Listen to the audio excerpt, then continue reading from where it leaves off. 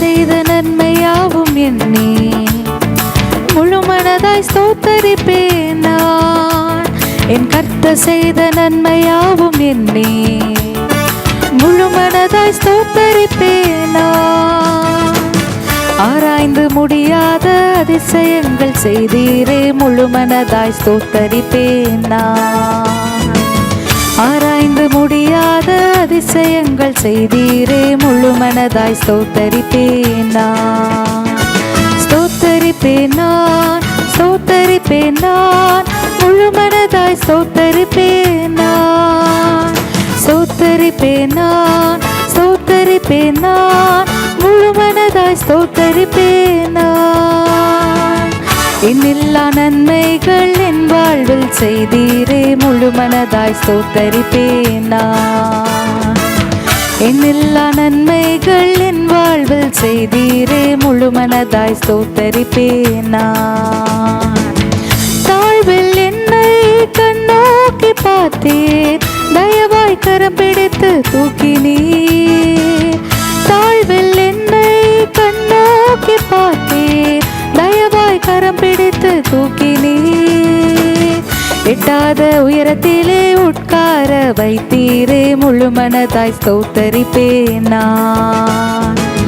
எட்டாத உயரத்திலே உட்கார வைத்தீரே, முழுமனதாய் ஸ்தோத்தரிப்பேன் நான். ஸ்தோத்தரிப்பேன் நான், ஸ்தோத்தரிப்பேன் நான், முழுமனதாய் ஸ்தோத்தரிப்பேன் நான். ஸ்தோத்தரிப்பேன் நான், ஸ்தோத்தரிப்பேன் நான், முழுமனதாய் ஸ்தோத்தரிப்பேன் நான். என்னில்லா நன்மைகள் என் வாழ்வில் செய்தீரே, முழுமனதாய் ஸ்தோத்தரிப்பேன் நான். என்னில்லா நன்மைகள் என் வாழ்வில் செய்தீரே, முழுமனதாய் ஸ்தோத்தரிப்பேன் நான்.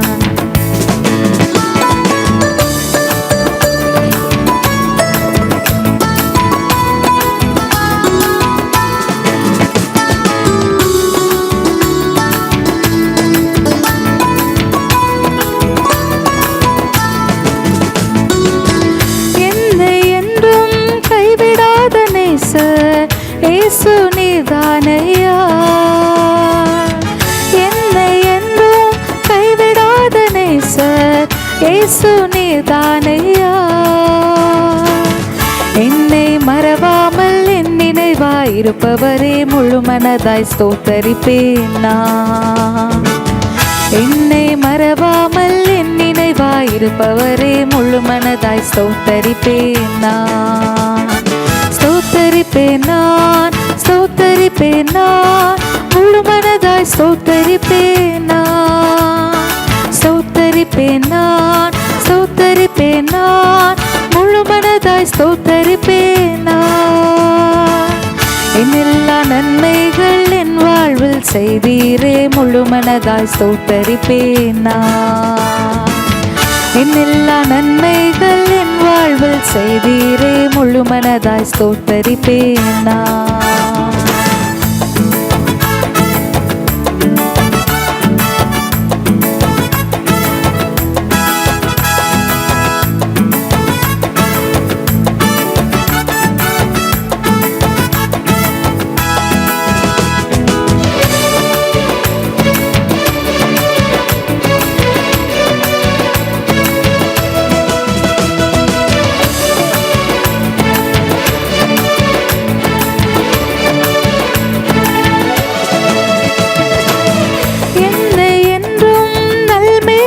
நடத்தும் மேய்ப்பர் நீதானையா, என்னை என்றும் கல்மேய்ச்சல் நடத்தும் மேய்ப்பர் நீதானையா. நன்மை கிருபை என்றும் பின்தொடர செய்தீரே, முழுமனதாய் ஸ்தோத்தரிப்பேன் நான். நன்மை கிருபை என்றும் பின்தொடர செய்தீரே, முழுமனதாய் ஸ்தோத்தரிப்பேன் நான். ஸ்தோத்தரிப்பேன் நான், ஸ்தோத்தரிப்பேன் ஸ்தோத்தரிப்பேன் நான், ஸ்தோத்தரிப்பேன் நான், ஸ்தோத்தரிப்பேன் நான், முழு மனதாய் ஸ்தோத்தரிப்பேன் நான். என்னெல்லா நன்மைகள் என் வாழ்வில் செய்தீரே, முழு மனதாய் ஸ்தோத்தரிப்பேன் நான். என்னெல்லா நன்மைகள் என் வாழ்வில் செய்தீரே, முழு மனதாய் ஸ்தோத்தரிப்பேன் நான். என் கர்த்தர் செய்த நன்மையாவும் எண்ணி முழு மனதாய் ஸ்தோத்தரிப்பேன் நான். என் கர்த்தர் செய்த நன்மையாவும் எண்ணி முழு மனதாய் ஸ்தோத்தரிப்பேன் நான். ஆராய்ந்து முடியாத அதிசயங்கள் செய்தீரே, முழு மனதாய் ஸ்தோத்தரிப்பேன் நான். ஆராய்ந்து முடியாத அதிசயங்கள் செய்தீரே, முழு மனதாய் ஸ்தோத்தரிப்பேன் நான். ஸ்தோத்தரிப்பேன் நான், ஸ்தோத்தரிப்பேன் நான், முழு மனதாய் ஸ்தோத்தரிப்பேன் நான்.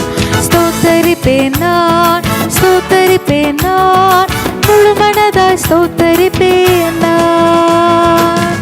என்னெல்லா நன்மைகள் என் வாழ்வில் செய்தீரே, முழு மனதாய் ஸ்தோத்தரிப்பேன் நான். என்னெல்லா நன்மைகள் என் வாழ்வில் செய்தீரே, முழு மனதாய் ஸ்தோத்தரிப்பேன் நான். தேவனாய கர்த்தர் உங்களை ஆசீர்வதிப்பாராக. மீண்டுமாக இந்த தொலைக்காட்சி சேனல் மூலமாக உங்களை தொடர்பு கொள்வதில் மகிழ்ச்சி. இந்த வாரத்தில் வேதத்தில் எசேக்கியேல் தீர்க்கதரிசன புஸ்தகத்திலிருந்து நாம் ஒரு வசனத்தை தியானிக்கலாம்.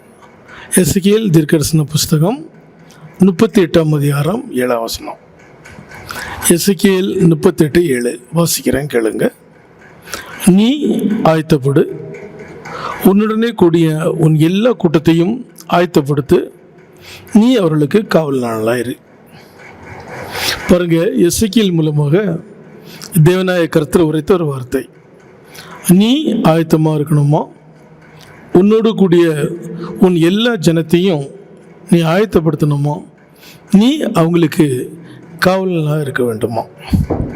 ஆயத்தப்படுத்துவது பாருங்க, எதுக்கு இல்லாமல் நம்ம என்ன செய்கிறோம், நம்மை ஆயத்தப்படுத்திக் கொள்கின்றோம். பிறந்ததிலிருந்து தேவனுடைய பாதப்படியில் போய் சேர்றது வரைக்கும் நம்ம எல்லாமே நம்ம ஆயத்தப்படுத்துகிறோம். நம்முடைய குடும்பத்தை ஆயத்தப்படுத்துகிறோம். நாம் செய்யக்கூடிய தொழிலில் நெக்ஸ்ட் லெவல் ஆயத்தப்படுத்துகிறோம். நீங்கள் ஒரு கம்பெனியில் வேலை பார்க்குறவங்களா இருந்தீங்கன்னு சொன்னால், அந்த கம்பெனியில் உங்களுடைய ஸ்தானத்தை டெவலப்மெண்ட் பண்ண நீங்கள் என்ன செய்வீங்க, ப்ரிப்பேர் அல்லது ஆயத்தப்படுவீங்க. ஒரு சபையை நடத்தக்கூடிய ஒரு ஊழியக்காரனாக இருந்தால் சபையை டெவலப்மெண்ட் பண்ண ஆயத்தப்படுத்துவார். ஒன்றும் இல்லை, இப்போ எலெக்ஷன் முடிஞ்சுது. எலெக்ஷனில் ஒவ்வொரு கட்சிக்காரங்களும் எந்தளவு அவங்களுடைய கட்சியை எலெக்ஷனுக்கு வெற்றி பெறதுக்காக ஆயத்தப்படுத்துனாங்க உங்களுக்கு நல்லா தெரியும். இல்லை, நீங்கள் கண்ணார பார்க்குறீங்க இல்லைங்களா? அப்போ நாம் எல்லாருமே எத்தனையோ காரியங்களுக்காக நம்ம என்ன செய்கிறோம், ஆயத்தப்படுத்துகிறோம். மாத்திரமில்லை, நமக்குள்ள உள்ள மக்களையும் நம்ம என்ன செய்கிறோம்னு சொன்னால் ஆயத்தப்படுத்த முடியாது. நம்ம என்ன செய்கிறோம், மோட்டிவேஷன் கொடுக்குறோம். மாத்திரமில்லை, நம்ம அவங்களுக்கு என்ன செய்கிறோம், கரெக்டாக பாதுகாப்பாக இருக்கிறோம். எசேக்கியா மூலமாக ஆண்டவர் சொல்கிறாரு, முதலாவது நீ ஆயத்தப்படணும். யார்? நாம். இந்த வார்த்தையை கேட்குறது நீங்கள் யாராக இருந்தாலும் சரி, உலக பிரகாரமான ஆயத்தம் என்பது அது நம்ம பார்க்குறோம். எல்லாமே அது ஒன்றின் மேல் ஒன்றாக மாறிக்கொண்டே இருக்கும். எலெக்ஷன் நடந்தது, ரிசல்ட் வந்தது. நான் இன்றைக்கி மெசேஜ் கொடுக்கும்போது ஆக்சுவலாட்டு மெஜாரிட்டிக்காக கொஞ்சம் இப்போது ட்ரை பண்ணுறாங்க. அது முடிஞ்சிடும். அடுத்தது மந்திரி சபை போயிட்டே இருக்கும் இல்லைங்களா? ஆயத்தம் இல்லாமல் எதுவுமே நடக்காது. முதலாவது உங்களுடைய வாழ்க்கையில் நீங்கள் செய்ய வேண்டிய மெயின் ஆயத்தமாக உள்ள ஒரு காரியத்தை குறித்து வேதத்தில் விதமாக எழுதப்பட்டிருக்கிறது. ஆமோஸ் தீர்க்கதரிசியின் புத்தகம் 4ஆம் அதிகாரம் 12ஆம் வசனம். ஆகையால் இஸ்ரவேலே, இந்த பிரகாரமாக உனக்கு செய்வேன். இஸ்ரவேலே, நான் இப்படி உனக்கு செய்ய போகிறபடியினால் உன் தேவனை சந்திக்கும்படி ஆயத்தப்படு. இந்த இடத்துல ஆண்டவரே நேரடியாக சொல்கிறாரு, உன் தேவனை சந்திக்கும்படி ஆயத்தப்படு. எதுக்காக இல்லாமல் நம்ம ஆயத்தப்படுறோம். திரும்பவும் சொல்கிறேன், இந்த உலகத்தில் எதுவுமே நிரந்தரம் கிடையாது. எதுவுமே நிரந்தரம் கிடையாது. நீ நடக்கக்கூடிய காரியங்களை பார்க்குறீங்க. அன்றைக்கி ஒரு சகோதரி என்கிட்ட பேசும்போது சொல்கிறாங்க, ஒரே சகோதரி. ஆக்சுவலாட்டு அவங்களுடைய பையனை ஒரு ஸ்கூலில் அட்மிஷன் போட போகிறாங்க. அவங்க வேலை பார்க்குறது வெளிநாட்டில், அவங்க வீட்டார் இருக்குது இன்னொரு ஊரில். இந்த அம்மா தன்னுடைய பிள்ளைய ஆக்சுவலாட்டு ஸ்கூலில் சேர்க்க போகிறது தமிழ்நாட்டில். அப்போ அவங்க பேசும்போது என்ன சொல்கிறாங்கன்னா, அவனுடைய எதிர்காலத்தை நான் யோசிக்க வேண்டியது இருக்குது. அப்போ ஆரம்பத்திலே இருந்து அவனுடைய எஜுகேஷன் நல்லா இருந்தால் அவனுடைய லைஃப் நல்லா இருக்குன்னு சொல்கிறாங்க. எஜுகேஷனுக்காக அவங்க என்ன செய்கிறாங்கன்னா பிள்ளைய ப்ரிப்பேர் பண்ணுறாங்க. என்னுடைய கன்னியாகுமரி மாவட்டத்தில் என்னுடைய சொந்த அக்காவுடைய பையன், ஒரே பொண்ணு. அந்த பொண்ணை இந்த வருஷம் என்ன செய்கிறாங்கன்னா இதே மாதிரி தான் 9th ஸ்டாண்டர்டு திருநெல்வேலி மாவட்டத்தில் உள்ள ஒரு ஸ்கூலில் என்ன செய்கிறாங்கன்னு சொன்னால் அட்மிஷன் போடுறாங்க. கேட்டவர் என்கிட்ட என்ன சொல்கிறாருன்னா, அந்த ஸ்கூல் பற்றி நாங்கள் நல்லா கேள்விப்பட்டிருக்கிறோம். அந்த ஸ்கூலில் படிக்கிற எல்லா பசங்களுமே என்ன செய்கிறாங்கன்னு சொன்னால் டாப் லெவலில் வர்றாங்க. அவங்களுடைய ஃபியூச்சர் நல்லா இருக்குது. ஒரு வருஷத்துக்கு இவ்வளோ ஃபீஸ் ஆகுது. ஆகவே என் பிள்ளைய அந்த ஸ்கூலில் நான் சேர்க்க போகிறேன்.